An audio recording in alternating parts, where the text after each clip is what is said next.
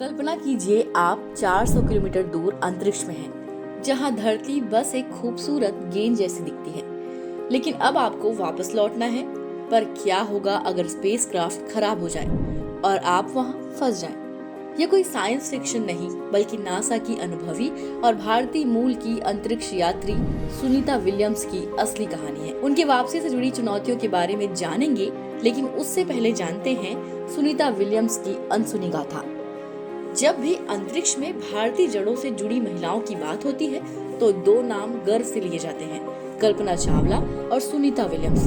दोनों ने न सिर्फ अंतरिक्ष की ऊंचाइयों को छुआ, बल्कि अगली पीढ़ी की लड़कियों को बड़े सपने देखने और उन्हें साकार करने की प्रेरणा भी दी।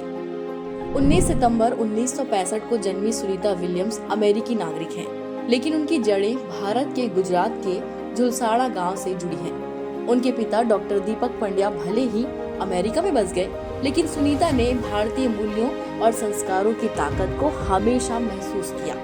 अमेरिकी नौसेना में सेवा देने के बाद 1998 में उन्हें नासा के अंतरिक्ष यात्री कार्यक्रम के लिए चुना गया। 2006 में पहली अंतरिक्ष यात्रा के दौरान उन्होंने महिलाओं के लिए स्पेस वॉक का वर्ल्ड रिकॉर्ड बनाया और 2012 में अपने दूसरे मिशन में ये रिकॉर्ड और मजबूत हुआ।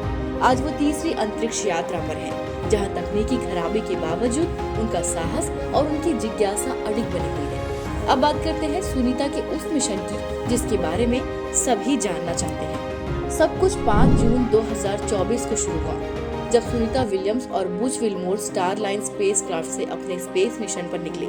ये मिशन नासा और बोइंग का एक क्रू फ्लाइट टेस्ट था, जिसमें सुनीता पायलट थी और Butch commander. International Space Station तक पहुंचना तो आसान रहा, लेकिन वहां पहुंचने के बाद मुश्किलें शुरू हो गई।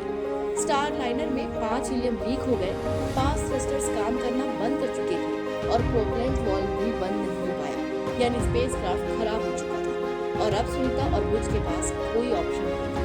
उन्हें वापस धरती पर लाने का मिशन अधर में लग गया। इसकी वजह से 8 महीनों तक सुनीता को ISS में ही रुकना पड़ा।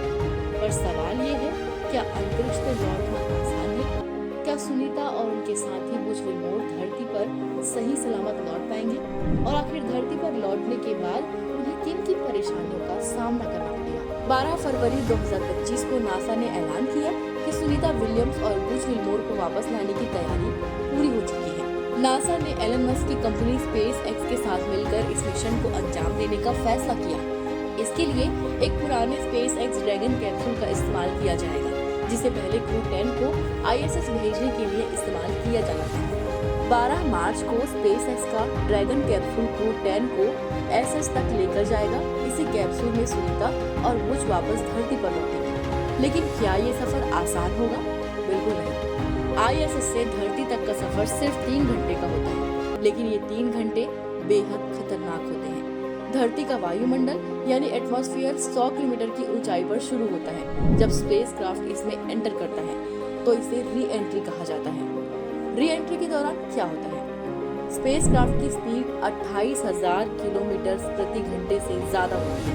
मजबूत एयर फ्रिक्शन से बाहर का टेम्परेचर 1600 डिग्री सेल्सियस तक पहुंच जाता है। छोटा सा एरर भी जानलेवा साबित हो सकता है, यानी सुनीता और बुच को एक आग के गोले से गुजरना पड़ेगा और उसके बाद ही वो धरती पर लैंड कर पाएंगे। सुनीता और बुच ये खतरनाक सफर पार कर भी लेते हैं, तो असली चुनौती तब शुरू होगी जब वो धरती पर कदम रखेंगे। क्यों?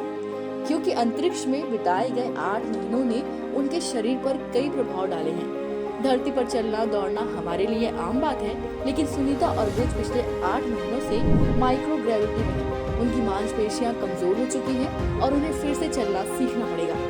हमारे कानों और दिमाग में एक वेस्टिबुलर सिस्टम होता है, जो शरीर का बैलेंस बनाए रखता है, लेकिन माइक्रोग्रेविटी में ये सिस्टम सुस्त पड़ जाता है। स्पेस में चीजें खुद तैरती रहती हैं, लेकिन धरती पर ऐसा नहीं होता। ऐसे में एस्ट्रोनॉट्स को वापस धरती पर आने के बाद चीजों को गलती से हवा में छोड़ने की आदत पड़ जाती है। स्पेस में शरीर का तरल पदार्थ सिर की तरफ बढ़ता है, जिससे आंखों की नसों पर दबाव पड़ता है। इसी वजह से कई एस्ट्रोनॉट्स को धरती पर लौटने के बाद चश्मा लगाना पड़ता है।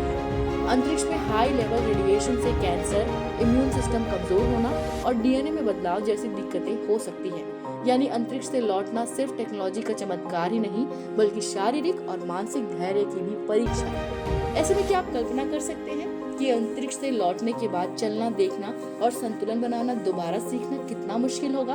और अगर आपको मौका मिले तो क्या आप अंतरिक्ष यात्रा करना चाहेंगे? हमें कमेंट में जरूर बताएं।